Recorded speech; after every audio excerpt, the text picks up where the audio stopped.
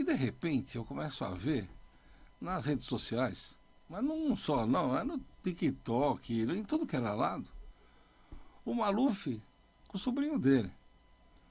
E a gente só de ver o olhar do Maluf e o carinho do sobrinho, ele já ganhou a gente, direto. E ele está aqui hoje. E ele é pré-candidato a deputado estadual. E a gente imagina que esse rapaz aqui, com todo aquele conhecimento que o Maluf transferiu para ele, e esse carinho que o sobrinho tem com o Maluf hoje, que é idoso, também, que nem eu também, a gente tem idade. A gente quer ouvir ele aqui. Tem a palavra, meu irmão. Querido meu amigo Dr. Ângelo Carboni, quero dizer que é um prazer estar aqui Obrigado. na Rádio Vibe Mundial e dizer que as suas palavras me emocionam pelo seguinte: realmente é um carinho que vem de sempre, não é um parentesco, não é o sangue que corre nas minhas veias, é a admiração pelo homem público que porque ele está vivo, graças a Deus, Paulo Maluf. Porque eu vou dizer para você e para vocês, eu tenho 39 anos de idade. Desde que eu me conheço por gente, eu não conheci nenhum homem público que construiu, que fez tanto por São Paulo com amor. Porque uma coisa é você fazer por obrigação. Todos nós temos na vida um objetivo de vida. Agora, quando você faz com amor, quando você depois tem um empenho pessoal para fazer as coisas do melhor jeito, dá uma outra visão das coisas, dá uma outra sensação e uma outra, como é que eu posso te dizer, uma outra forma, uma forma que eu acho que se aproxima mais da perfeição. Então, assim, eu fico feliz que você tenha visto os vídeos, esse resgate que eu venho fazendo do tio Paulo. Olha, eu vou confessar uma coisa para você, que é meu amigo querido. Eu não tinha intenção de ser candidato ou pré-candidato. Eu fiz, na verdade, como um meio, no começo, de resgate ao trabalho dele. Porque eu estava esses dias falando num outro lugar. Você sabe quantas habitações, casas populares ele fez? Só ele, como prefeito, como governador, as 2 vezes que ele foi prefeito. 350 mil casas populares. É quase mais que uma cidade de Campinas. Ele é o recordista em números de pessoa física que mais fez casa popular no estado de São Paulo e no Brasil, porque o estado de São Paulo é o maior estado do Brasil. Fez 20 mil quilômetros de asfalto e estrada. Fez o aeroporto de Guarulhos, o terminal rodoviário do Tietê, que é o segundo maior terminal rodoviário do mundo e o maior da América Latina. Acusaram ele de ser, obras faraônicas, que era absurdo. Enfim, eu não vou me estender para a gente continuar o bate-papo, mas ao longo do papo eu vou falando você dignificar a pessoa. Porque né? uma coisa, eu não sou contra o Bolsa Família, acho que é um programa que precisa existir, mas mais do que o Bolsa Família, tem que ser uma coisa transitória, arrumar um emprego para a pessoa ter um objetivo de vida para depois ganhar mais que um Bolsa Família. Porque ele ensinava a pescar. Porque a pessoa se sente mais útil ganhando seu salário, crescendo na vida. Todo mundo quer crescer, todo mundo quer ser rico, todo mundo quer ser bem de vida, todo mundo quer ter sua casa, seu carro, viajar, criar sua família. E eu acho que é isso que falta no nosso país. O meio para você crescer e evoluir, construir sua vida, sua perspectiva de vida.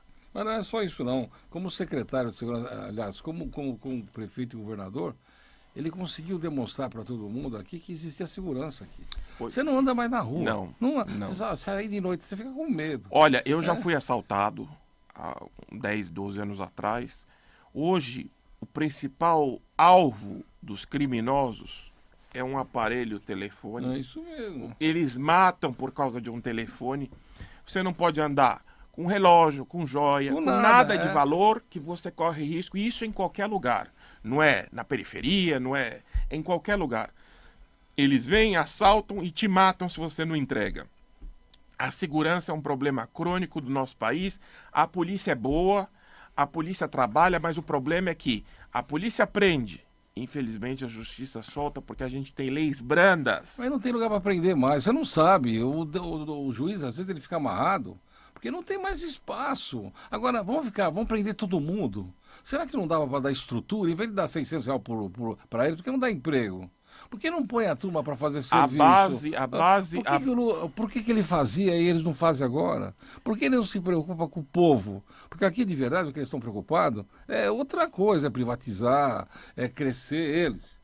Mas ele esquece do povo, e o Maluf não esquecia. Mas nós estamos aqui para falar de você. E eu quero saber o que você vai fazer de bom, porque esse negócio aqui de deputado estadual é passagem. Ele vai ser governador já já. E vocês vão ver que quando ele for governador, as crianças vão ter uniforme, as crianças vão ter o que comer. E eu quero saber o que ele vai fazer de bom agora como deputado estadual para a gente.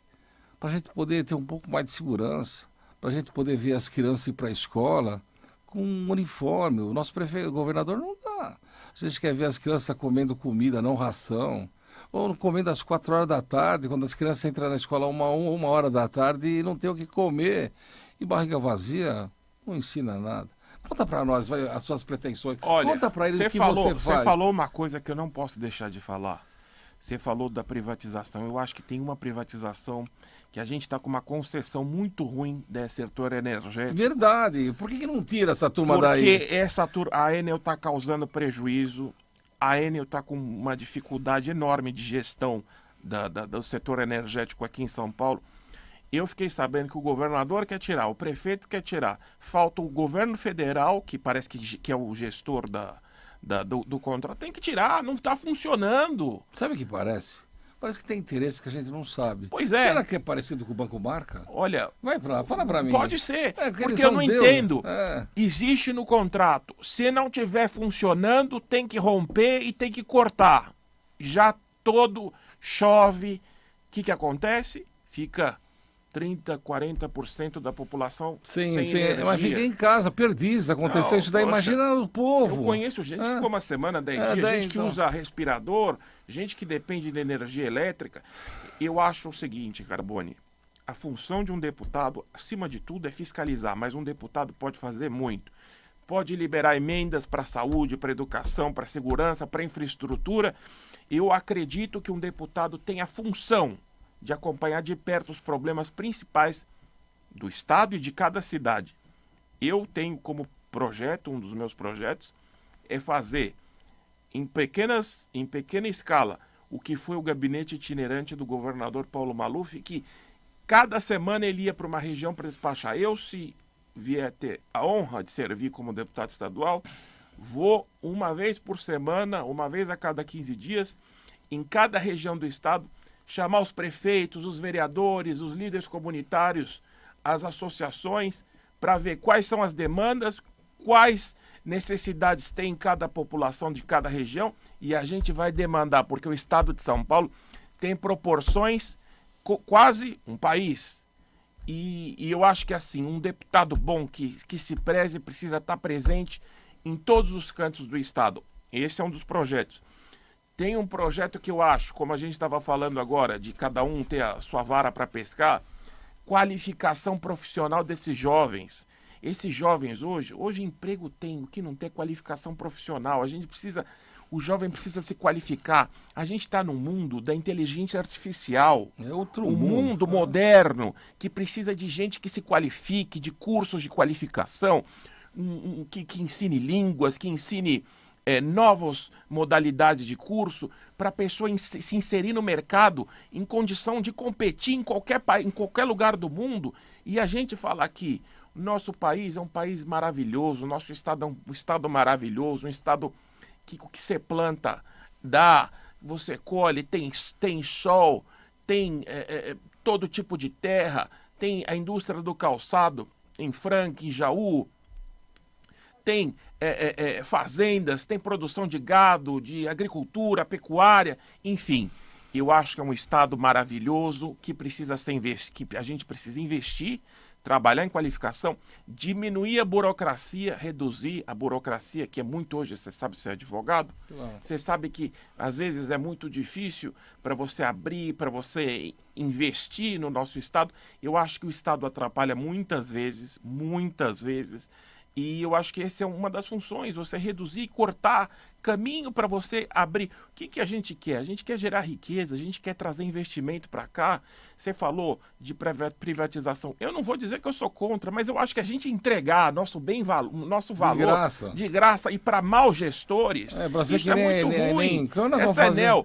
Poxa, lixo, isso não pode. Eu vou te falar, o governador Paulo Maluf fez, quando ele foi governador, ele modernizou a Eletropaulo, ele criou a Paulipetro, que ele buscava petróleo aqui, dizia que tinha petróleo na bacia... Foi ele que tirou a Light, não? Eu me lembro Não, ele mudou o nome. Mas conta. Porque assim, até falaram, mudou o nome para pôr o mas Paulo. Melhorou. Mas Eletropaulo, porque é Eletropaulo de São Paulo. De São ele Paulo, tem culpa que ele chama Paulo também. Então... Só que naquela época, o que ele fez? Mas ele investiu maciço naquilo. Vou te dizer uma coisa, você está me dando uma oportunidade maravilhosa. Das 5 hidrelétricas que tem em São Paulo, 4 ele fez. E as últimas 4 que existem foi feito por ele. Que eu vou ver se eu lembro aqui, que é Rosana, Nova Vaiandava, Porto Primavera e Três Irmãos. Você devia ser menino, né? Eu nem tinha nascido, porque quando ele foi governador... Três Irmãos, Porto Primavera, Usina Rosana e Nova Vaiandava. As 4 usinas hidrelétricas que ele fez. Em 3 anos e meio de governo, ele fez 4 usinas hidrelétricas, que são as últimas que a gente tem. Mas além de fazer muito, ele arruma muito inimigo. Porque, na verdade, ele batia de frente com outros interesses. Ele sempre foi corajoso. E ele nunca teve medo de fazer as coisas. Seja quem... Quando ele fez a lei do cinto de segurança, aqui, quando prefeito, falavam, essa lei é anticonstitucional. Aí ele falou, não tem problema, se salvar vidas é anticonstitucional, eu vou ser anticonstitucional e vou fazer. Ele fez a lei, promulgou a lei, e depois de 2, 3 meses a lei virou uma lei nacional. Então, hoje você imagina, você sai sem cinto. Mesma coisa com a lei do cigarro, lei antifumo. Proibiu fumar em lugar fechado, em restaurante, em shopping. Não, é um absurdo. Tem um episódio até do Roda Viva que o pessoal caiu de pau nele. Eu lembro. E aí o que aconteceu? Hoje você já imagina você fumar? E na tua frente, lá você dependente por... Então ele teve, Carbone, uma visão futurista. E eu pergunto, o que você vai fazer? Eu vou fazer muita coisa, mas a minha escola política, o que eu aprendi é com o melhor professor que eu podia ter, que é o governador Paulo Maluf. Inclusive, eu guardo aqui, eu amo São Paulo, sou Maluf. Porque eu Farmácia tenho orgulho. do povo, não faltava remédio. Farmácia. Então, conta pra ele. Você falou uma coisa que eu prestei atenção. Eu estava prestando atenção no que você falou, da merenda de qualidade. Quando ele foi governador, ele acabou com esse negócio de bolacha, biscoito. Ele trouxe arroz, feijão, carne, salada, macarrão. Ele ia ver fazer, ele comia. E ele exigia que os nutricionistas fizessem nas escolas do estado. E uma coisa importante, a criança podia ter a merenda escolar no sábado e no domingo, porque muita gente almoçava e jantava na escola, porque infelizmente a gente tem pessoas no nosso país que passam fome. Claro, e tem. E aí, o que ele fazia? Podia comer o aluno e o irmão mais novo do aluno. Olha só que visão. Que, sabe, quando o prefeito... Ela permitia os professores também de comer. E hoje fez o leve leite, foi um método de incentivar o aluno a frequentar a escola e, ao mesmo tempo, ganhava 3 quilos de leite em pó. E é verdade, levava para casa. Ao mesmo tempo, mas a obrigação contrapartida tinha ele estar presente 90%. Na escola, exatamente. Sabe, esse tipo de visão que eu acho que falta. Hoje eu não estou fazendo crítica A, B ou C, eu estou falando no geral. Hoje a gente vive um país que, infelizmente, as pessoas pensam muito pequenininho. Não vê, As pessoas não veem lá na frente. Eu estava falando do petróleo. Quando ele quis buscar petróleo aqui, ele falou, vamos achar petróleo na bacia de Santos e do Rio Paraná. Começou, achou gás, que é um valor grande. E aí depois veio o sucessor dele, por inveja, por ciúme, fechou. 40 anos depois, o que acharam? Acharam uma Arábia Saudita de petróleo nos lugares que ele falou. Você já pensou, Carbone? Se lá atrás tivessem continuado o projeto dele e a gente tivesse achado esse petróleo lá atrás. Eu acho que o nosso país, o nosso estado, a gente pensa muito pequeno. A gente, às vezes, por inveja, por ciúme, que o ciúme de homem é muito pior que o ciúme de mulher, você sabe. A gente, às vezes, deixa de passar umas oportunidades muito grandes, sabe? O Brasil, em 1985, quando ele concorreu a presidente contra o Tancredo, estava na frente da China em termos econômicos. Era a quinta, sexta economia mundial. A China, com seus investimentos, com sua política, hoje é o segundo, talvez daqui a pouco seja o primeiro país em termos de economia. Por quê? Porque acordou, saiu do comunismo e acordou. A China hoje é um dos maiores países capitalistas do mundo, embora ainda chama República da China, tem o Partido Comunista, mas a China hoje, não sou eu que vou defender a China, eu tenho 1000 críticas em outras coisas, mas eles acordaram para o mundo e viram que tem que se modernizar, você tem que ver lá na frente, você tem que pensar no futuro, investir em educação, investir no futuro da sociedade, que é a juventude, entendeu? Você falou bem, juventude. Então eu vejo assim, olha, você vai ver as crianças hoje do governo do estado. Não estou falando da prefeitura, que tem a melhor condição as crianças. Prefeitura é bom. Então, o coitado vai lá, ele mora debaixo da ponte, as crianças. Debaixo da ponte. Mas não vem um conselho tutelar e pega as crianças e leva lá para adoção ou para tratar, não. Deixa lá debaixo da ponte. Aí a menina ou o menino, eles estão num lugar que é insalubre. Enche de água, eles vêm tudo molhado. Eles chegam na escola, tudo assim. Mas não tem uniforme. Então tem que ser com a roupa que tem. Eu vou falar para você. Conta para mim, o que você vai fazer? Meu primeiro projeto. Porque eu quero ir junto com você para aprender, inclusive, essa turma que não faz nada. Eu acho que tem que ter uniforme. Eu vou te falar por que tem que ter uniforme. Exatamente por isso. Nem sempre a roupa de um é boa com a do outro. Exatamente. É um meio de você democratizar. Todos vão iguais. É um meio de você criar uma certa ordem, regra no ensino. Porque hoje, às vezes a pessoa vai de chinelo, vai... Porque não tem outra coisa. Porque não tem condição. Não tem, exatamente. Uniforme, merenda de qualidade, horário, aula de educação física, aula de cultura, aula de línguas... Aula de educação financeira, porque hoje é importante. Não, mas eu pergunto para você, o aluno, ele passa por decreto, eu não sei se você sabe. Sei, eu sou contra. Então, o governador Paulo Maluf, há 20, 30 anos atrás, já falava isso. Progressão continuada é um crime contra a educação, porque a pessoa não pode reprovar, o professor não pode reprovar o aluno. Aí o aluno não vai, ou não aprende, às vezes chega no primeiro, segundo, terceiro colegial sem saber ler e escrever. Então, mas tem mais. O nosso governador, ele quer privatizar a educação. O que ele faz? Ele compra livros para entregar para as crianças. Mas as crianças não sabem ler. Aí chega o livro lá, ele olha, e podia aquele livro ser revertido, em vez de ser do amigo dele. Tem que acabar com a progressão. Uma roupa, um uniforme. E outra coisa, eles estão prejudicando os professores. Se você for verificar a vida deles, eles ganham pouco. E eles querem derrubar os funcionários públicos. Então, como é que a gente fica com O professor é um instrumento, e até me perdoe falar instrumento, mas é na melhor das intenções, que mais é importante na educação, porque o professor precisa ser bem remunerado, precisa ter plano de carreira, precisa estar empenhado e ter um gás para poder ensinar, porque como que o professor vai chegar da aula se não ganha bem, se não tem um plano de carreira, se ele não está reciclado. E o Maluf dava de comer para eles também. Dava. E eu vou falar uma coisa, você sabe qual que é a medida para avaliar se um governo foi bom ou ruim na educação? O governador Paulo Maluf não teve greve. Nunca. Por quê? Exatamente. Porque... Lógico, tem aqueles pessoal que... Os penteiros, os políticos, mas tá bom, acontece. Mas ele não teve greve. E na época dele, o nível de avaliação do Estado de São Paulo era o primeiro. Mas você lembra que quem fazia a greve ia para a rua? Porque, para começar, a greve era, embora ela seja constitucional, ela não era certa. Não. E ele dava prazo para voltar lá e mandava todo mundo embora. Era uma maravilha. Não, e não tinha, assim, o professor tem que ser reconhecido como um instrumento mais importante da educação. Porque não adianta você pôr escola, sala de aula e não ter professor, não ter um meio de ensino, não ter um plano de ensino. O professor precisa ser reconhecido, precisa Ele receber tem salário. pós-graduação, ele Hoje, tem um hoje, monte o de salário, estrutura. hoje o salário É um lixo. é pouco. É. O vale alimentação é pouco. Precisaria... R$ 280, você acredita? Fala pra mim.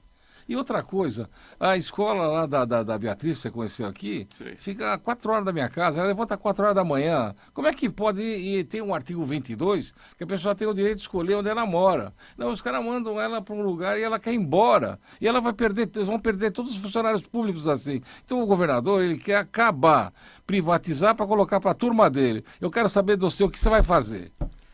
Meu plano, como deputado... Mas já ajuda, é como claro. deputado, Só vejo um lá falando. eu tenho como projeto, primeiro para ampliar o leve leite, que é aqui em São Paulo, para o estado todo. Que a criança que frequentar 90%, 80%, 90% recebe leite em pó. Isso, mas merenda de qualidade, porque a criança para aprender precisa estar alimentada, e não ração. Não ração. Você falou uniforme. Maravilha. Uniforme. Isso. Uniforme, não, uniforme até sai barato, sabe por quê? Não. Porque se você fizer uniforme para os alunos, incentiva os alunos a frequentar a escola. A mãe vai falar, olha, a criança está sendo reconhecida, o aluno está sendo reconhecido. O que custa? Se não tiver dinheiro, faz uma parceria com alguma empresa privada que fornece uniforme. Põe o nome deles. Poxa, põe um nome. Qual que é o problema? É azul, é vermelho, é laranja, amarelo, não importa. Eu não estou querendo discutir, eu estou querendo dizer que o uniforme é o meio de você criar valor. Porque as escolas particulares, eu estudei em escola particular, meu pai, tive graças a Deus a sorte, a gente ia de uniforme. Porque todos, o que é uniforme? Todos são iguais na escola. Exatamente. Tem que aprender, você está aqui para aprender. Entendeu? Eu acho importante, agora uma coisa que você falou, a avaliação bimestral, semestral do aluno. Se não tiver em ordem, se não souber, reprova. Olha, faz reforço. Ele falou uma coisa fantástica, isso eu ouvi falar de muita gente. O Maluf dava leite para levar para casa. Mas se você não fosse na aula, você não recebia. Eu achei até fiquei com o coração doendo, sabe? Porque as crianças, que culpa que elas têm se a família não leva? Mas a família levava lá, esperava o leite. A família levava, não era divino. E era o maior índice de frequência das escolas e as notas mais altas. E agora, porque a criança que vai para a escola acaba aprendendo. Agora dá R$600 pro sujeito lá ou pra mãe, e ela gasta em pinga. E a criança não come. Não tem cabimento. Quando não gasta em pinga, gasta em aposta de jogo. Jogo. Gasta... Como é que pode existir isso? Você não vai acreditar, as crianças pegam dinheiro de casa para investir nesse tigrinho, esse bando de vagabundo que é uma roubalheira. Eles dão para um e todo mundo fica desesperado. E aí eles proíbem o jogo, o cassino, não sei o quê, e liberam... Eu não entendo. E eu vou te falar, não estou falando... Eu acho que o Brasil tinha que fazer uma lei, já que é... Mas isso é para quando você já for, assim, ministro. Agora eu vou te falar uma coisa. Esse negócio da avaliação, os alunos precisam ter avaliação bimestral, semestral, mesmo anual. Passou, não passou, faz reforço. Não passou, reprova. Olha, eu espero que o Maluf está escutando aqui, porque no tempo dele, o menino de cor, que ia com uma roupa toda estrupiada na escola, ele não ia porque ele ia de uniforme. E eu vou te falar outra coisa, hoje em dia, chega um negrinho lá, sujinho, porque está debaixo da ponte, e eles expulsam. A maioria dos expulsos são negros. Negro, querambola, essa turma toda, ou que vem do exterior. Você acredita que os meninos, que vêm lá da Venezuela, que vêm estudar aqui, eles passam a noite inteira trabalhando, às vezes na costura, às vezes naquela é muito triste. Não sei o que é do Brás lá.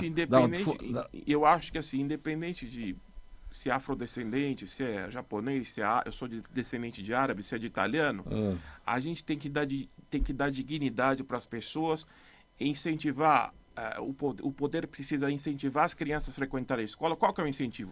Uniforme, merenda, o leve leite. E outra, ensinar. A pessoa que não aprender vai ficar de reforço. Vai fazer o reforço se não passar. Eu já fiquei de recuperação. Olha, eu vou até confessar aqui publicamente. Eu, às vezes, em física e química, eu ia mal. O que acontecia? Eu passava? Não, fazia reforço. Recuperação. Segunda época. E aí ou aprende, ou reprova. Porque Olha. senão a pessoa não vai. Desculpa. Não, tá bom. Senão a pessoa vai chegar para fazer a universidade, o que vai acontecer? Não vai entrar. E toda escola que é de graça lá, que é federal, a gente não vai entrar nunca. A gente está gastando. Aí vai levar a criança, infelizmente, vai acabar ficando à margem, vai acabar indo para o crime, e aí o que acontece? E o que eu vejo lá? Das escolas federais, o que tem lá? Tem uma turma que quer de graça, ainda quer dinheiro, ainda faz greve e ainda brinca com a gente. Enquanto tem tanta gente que quer estudar, quer trabalhar e não tem condição econômica. Mas na próxima vez, nós vamos parar um pouquinho agora e vamos voltar. Aí ele vai contar tudo. E vai contar, não só do Maluf, vai falar dele também, o que ele vai fazer pra gente. Porque esse é homem e ele vai ganhar. E não vai ganhar só aqui, não. Vai ganhar em tudo. E é isso aí. Vamos para a segunda parte. Você está ouvindo pela Vibe Mundial, programa Pergunte ao Dr. Carbone, com o advogado Dr. Ângelo Carbone. Gente, nessa segunda fase do nosso programa aqui, o importante da gente é o seguinte, é conhecer esse menino. Porque, além dele aprender o tio lá e estar presente em tudo, ele tem vontade de modificar. Aí vocês falam, poxa, mas um deputado estadual é tão pequeno. Bom, tão pequeno é o vereador, que também faz muito por São Paulo. Ele vai começar agora a estrutura dele, e ele nem queria ser candidato. Ele está porque o tio dele quer, porque ele viu que precisa, e que está vendo que o Brasil é carente. E ele percebe que se não der condições para as crianças, se as crianças não aprenderem, o que elas vão ser? Elas vão ser boi de pirata, eles vão ficar vendo lá o traficante lá vender droga, eles vão soltar fogos, ou vão empinar pipa, vão ganhar um dinheiro lá e no final vão acabar tudo preso, como estão hoje. E o pior de tudo, eles querem diminuir a maioridade para 16 anos e vai colocar mais um monte de criança na cadeia, quando na verdade essa criançada devia estar estudando. Então eu pergunto para você o seguinte, o que você vai fazer? Conta para nós, porque eu sei que você vai ser eleito. Olha, se Deus quiser, vamos esperar a eleição, você só sabe depois que a urna abre. Eu preciso de todo o apoio possível, porque não estou pedindo voto, que ainda não pode, mas eleição só define na urna. Você falou que achar um cargo grande ou pequeno, toda a contribuição que você dá como deputado, como vereador, como eleitor, é uma contribuição válida, porque assim, um pouquinho que você está fazendo, você está ajudando. Você falou uma coisa, eu não pensava em ser candidato. Tenho minha vida no setor privado, nunca fui candidato. Só que assim, a partir do momento que eu convivi e vi, desde que eu nasci, nos últimos 30 anos pelo menos, que desde os 9 eu acompanho o tio Paulo na política assim mais perto, eu vi que desde que ele parou, eu não vi mais ninguém com essa mesma vontade, com esse mesmo amor, com esse mesmo entusiasmo, com a mesma dedicação. Garra, coragem. E eu falei assim, poxa, eu nunca mais votei com a vontade, assim, poxa, estou fazendo com amor, estou com 100% de confiança.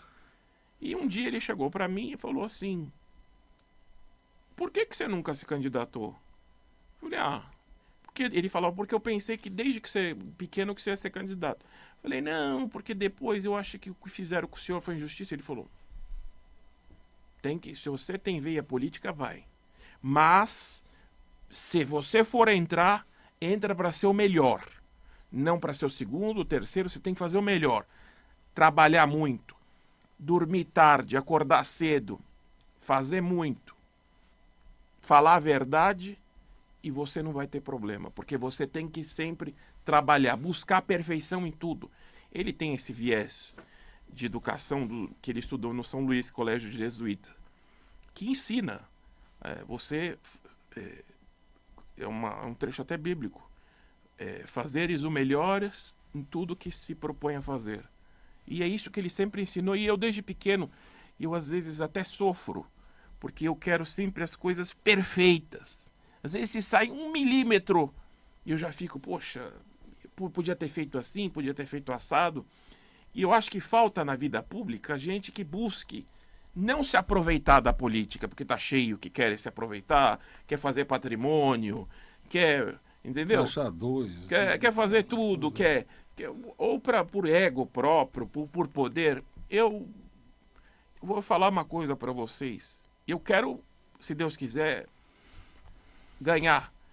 Mas minha vida, se eu não ganhar, para mim não vai mudar. Vou continuar minha vida no setor privado. O que ele tá eu falando, quero contribuir. se ele não entrar, sabe quem vai entrar? O jogador de futebol que nunca viu nada e não sabe nem ler. Aquele jogador antigo lá que já saiu fora. Ou aquele que canta lá, não sei o que de Jesus, que é um analfabeto, que faz tudo que o governo quer. Na verdade, o que a gente tem de fazer é mudança aqui. E para fazer mudança, tem de conquistar. E essa conquista, ele tem, porque ele tem a sabedoria do Maluf e tem a vontade, porque ele é novo. E a gente tem que dar valor para as pessoas novas. E principalmente que querem um objetivo comum. Qual que é? Melhorar São Paulo, que está tão ruim. E depois expandir para o Brasil inteiro. Olha, Carbone, eu quero dizer para você e para vocês todos que eu estou me dedicando. Eu quero fazer o meu melhor. Eu estou fazendo um projeto, inclusive estou pensando, vou registrar em cartório para vocês me cobrarem. Tudo que eu me propor a fazer, eu vou fazer. Eu quero trabalhar. Eu não estou entrando nem para brincar, nem para tirar vantagem, e é para trabalhar. Eu quero ser, se Deus me permitir, o melhor no que eu fizer. Porque o sobrenome e o nome que eu carrego é do governador que mais fez por São Paulo. Eu não tenho direito de errar. Eu não tenho direito de errar. É uma responsabilidade e eu estou me propondo a entrar nessa luta. Sei que eu vou apanhar muito, viu? Eu vou apanhar. Porque na política, infelizmente, você acaba se destacando, você acaba apanhando. Mas eu tenho humildade, eu tenho força de vontade e pode ter certeza que se foi uma coisa que eu puxei do governador Paulo Maluf e da minha família, é coragem. Não tenho medo. Vou enfrentar e eu quero ser, sim, um bom parlamentar se caso aconteça de eu ser eleito. Olha, você falou, quando a gente chegou aqui, que a gente cumprimentou, você perguntou da Cracolândia para mim e perguntou do centro.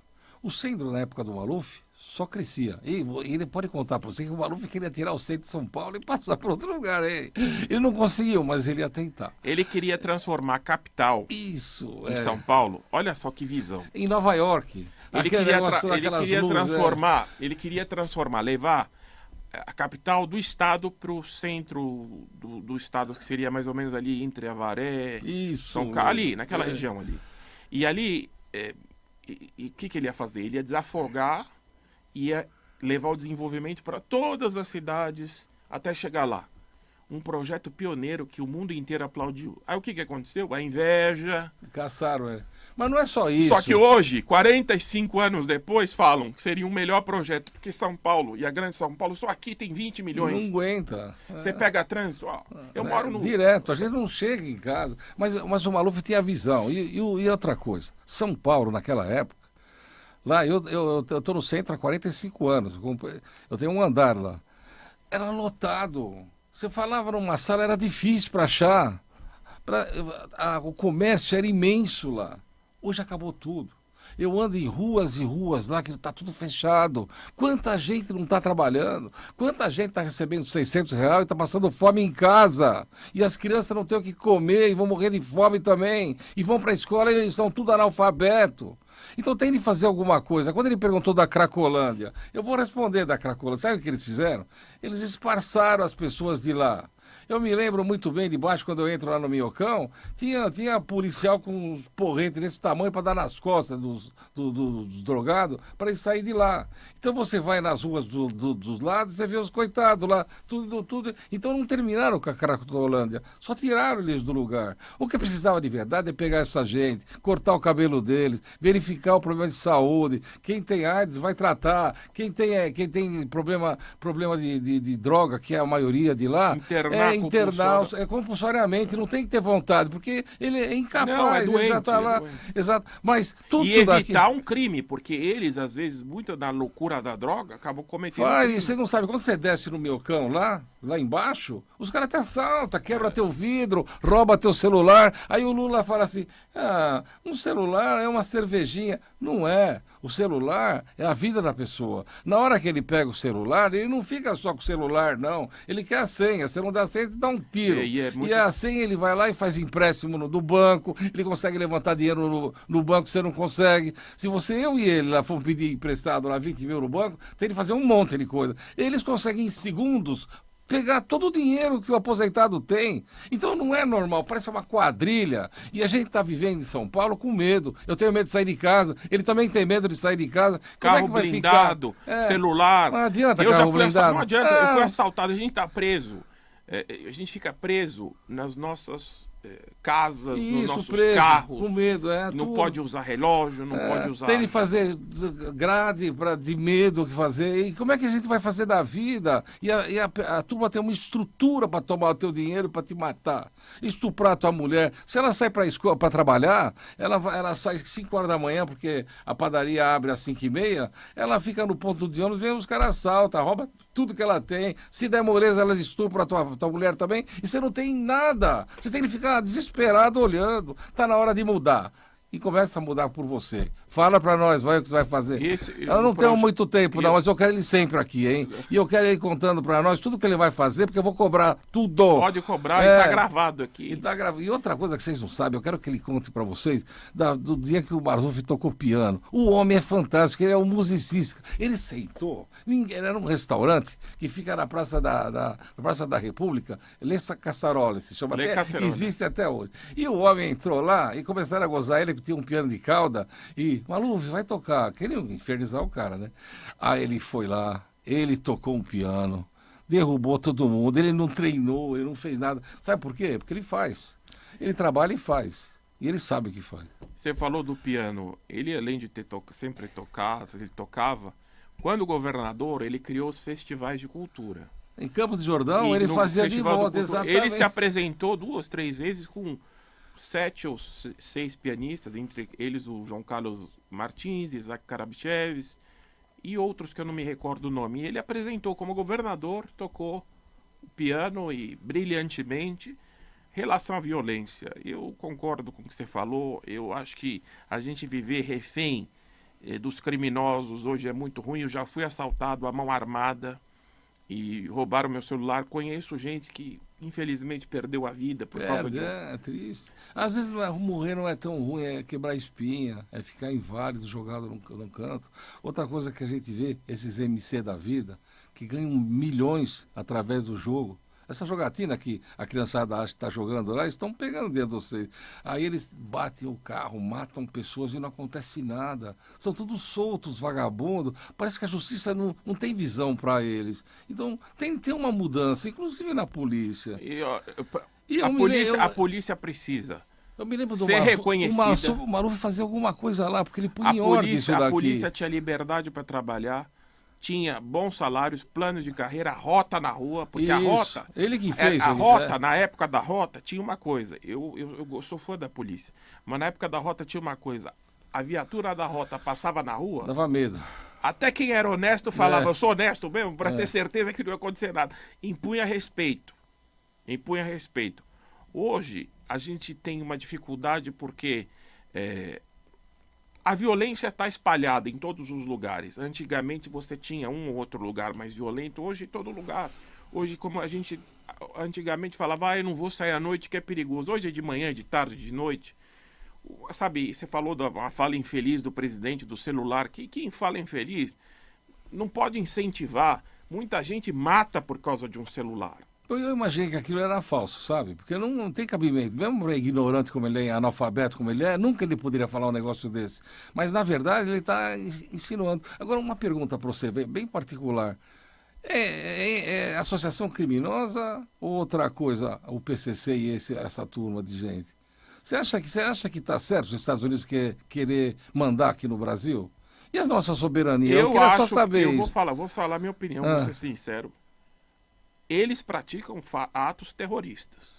Mas aqui dentro do Brasil, quem manda é o Lula Só que com assim, o governo. é o seguinte... E a gente tem como solucionar isso aqui. Não, eu acho, na minha visão, praticam atos terroristas.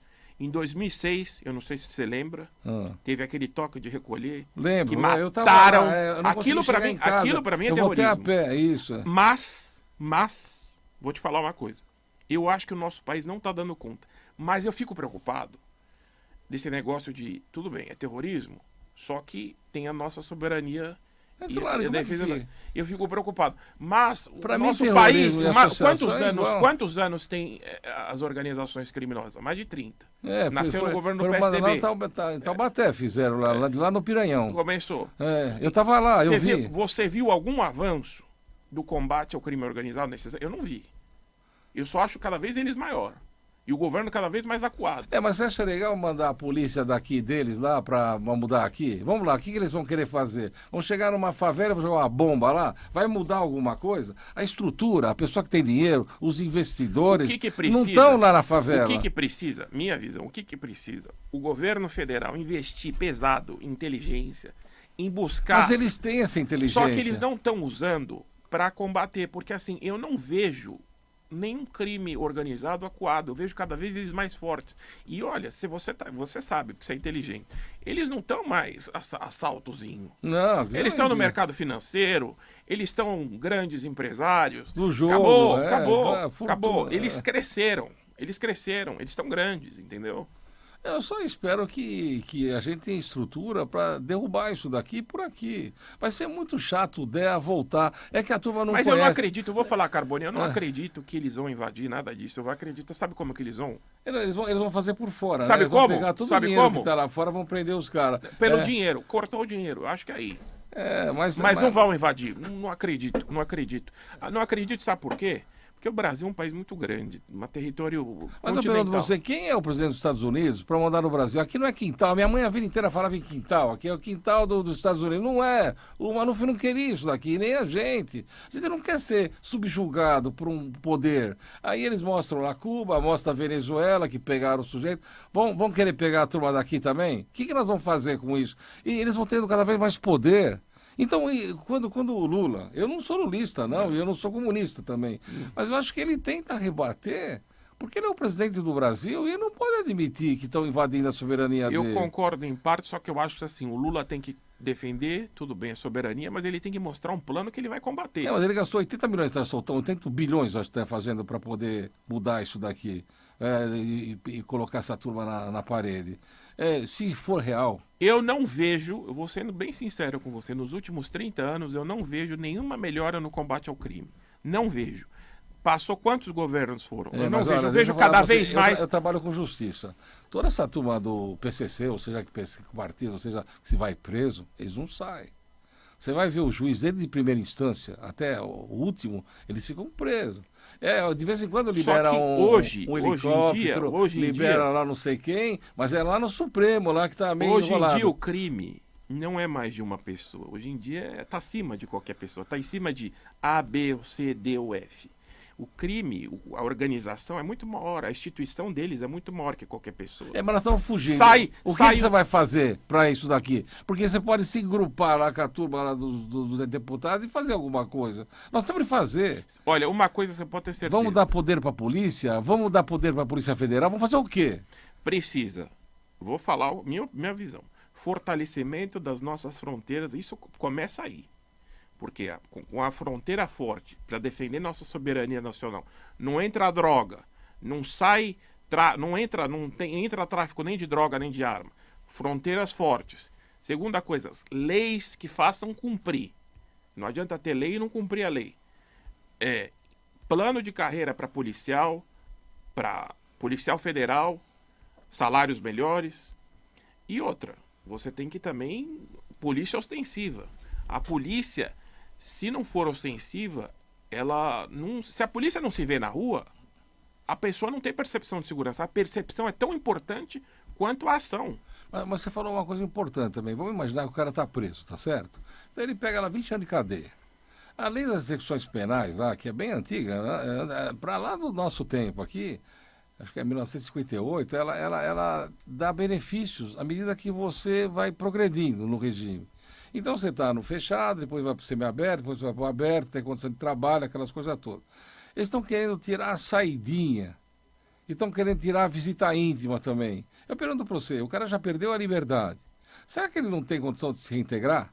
Será que ele vai ficar pensando, eu vou ter que cumprir 20 anos de ponto, então vou fugir e vou derrubar esses muros aqui todos junto com a associação? O que tem a ver a associação criminosa que está lá fora com o coitado que está lá dentro? E outra coisa, como é que eles mandam lá vai sair mandado de prisão para eles que estão presos lá? Depende de quem que você está falando. Você está falando do coitado que roubou 1 litro de leite ou do coitado que assassinou? O litro de leite e o da manteiga, o próprio juiz já solta lá, porque ele não representa... Porque eu acho o seguinte, os crimes hediondos, pessoa que estuprou, que assassinou, que sequestrou, esses, na minha visão, tem que apodrecer na cadeia.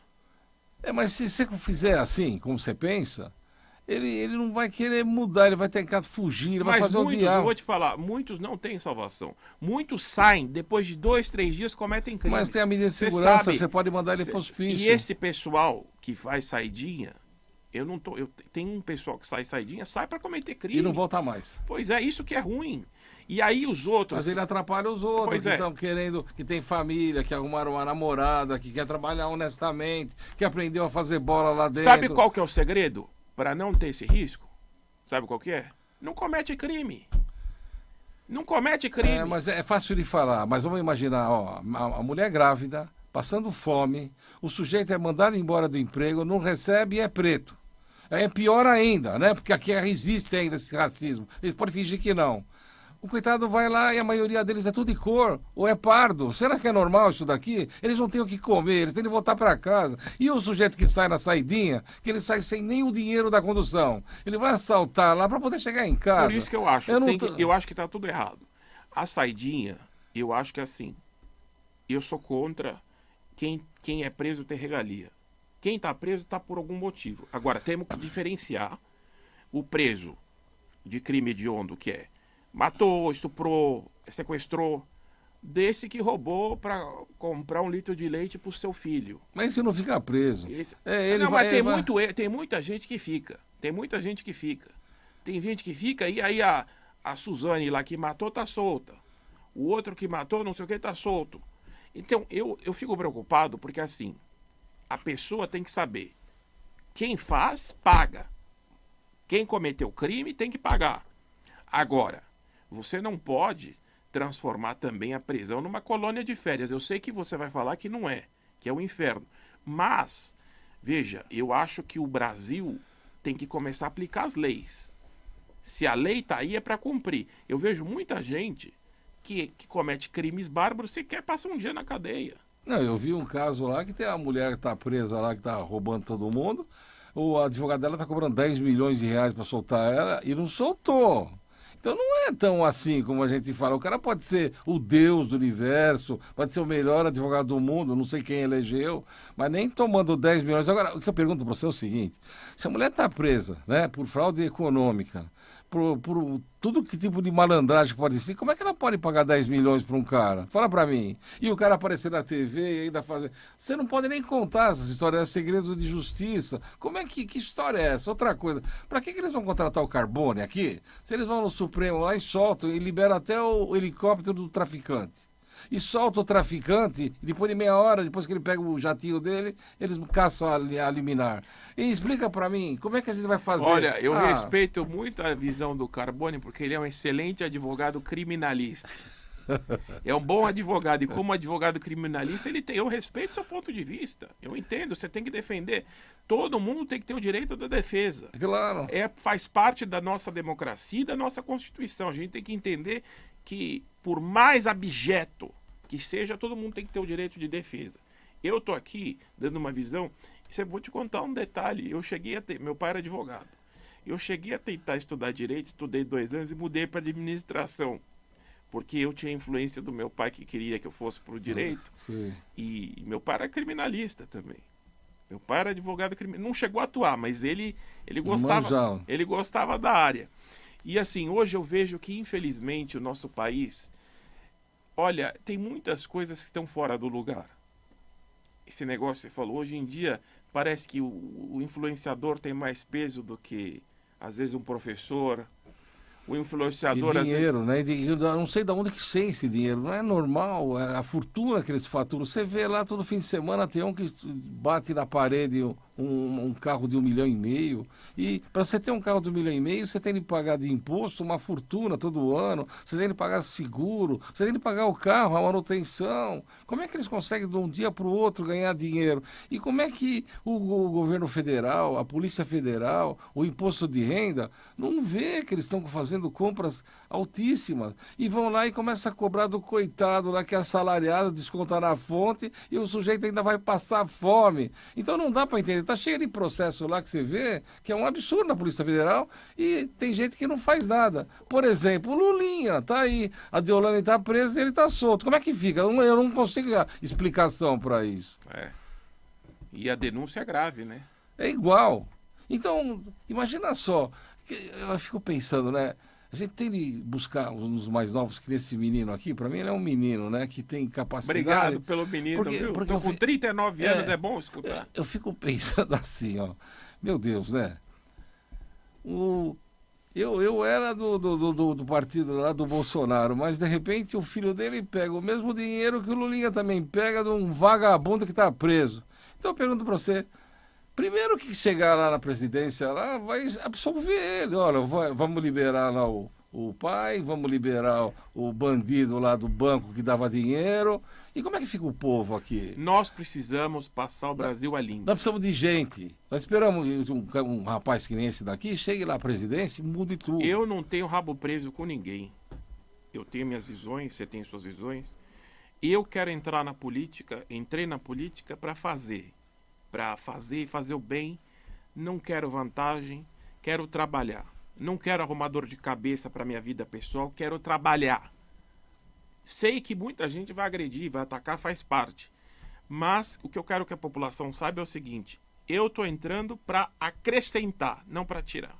Queria que você falasse um pouquinho só do Osni, porque fazia tempo que eu não via ele. Falando disso, quero mandar um grande abraço para o Osni Azambuja, um grande amigo, um excelente advogado, trabalhou com o tio Paulo gosta muito dele, sujeito espetacular. E eu aproveito aqui sua audiência para mandar um grande abraço para o Osni Azambuja e para Cláudia Barali, que aqui está me ajudando. Você devia estar aqui, viu, Osni? Olha, a tua cadeira está aqui, é uma vergonha isso daqui, tá? E outra coisa, eu falei assim, poxa, queria tanto conhecer o sobrinho Por que do ele Paulo. faltou o Osni?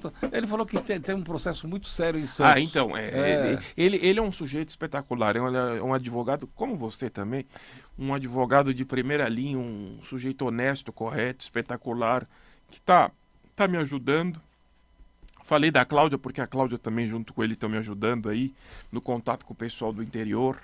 E... Olha, é o seguinte, eu espero ele mais vezes aqui, adorei a participação dele aqui. A saudade no coração do Maluf está sempre, porque meu pai era vereador também e estava sempre ligado nele. E vou dizer uma coisa para vocês, hein? Se alguém tem que ganhar, que seja gente jovem, capaz, inteligente como ele. Porque nós estamos cheios de velhos que tem um monte de distúrbios e que o negócio deles é só grana. E aqui nós precisamos trabalhar para crescer o Brasil, né, meu irmão? Não, olha, eu vou te falar uma coisa. Eu fiquei muito feliz, estou à disposição toda vez que você me chamar e vou te dizer uma coisa. Vocês podem cobrar. Se eu ganhar, eu vou estar aqui prestando conta sempre. Porque quem entra com voto popular tem que prestar conta sempre.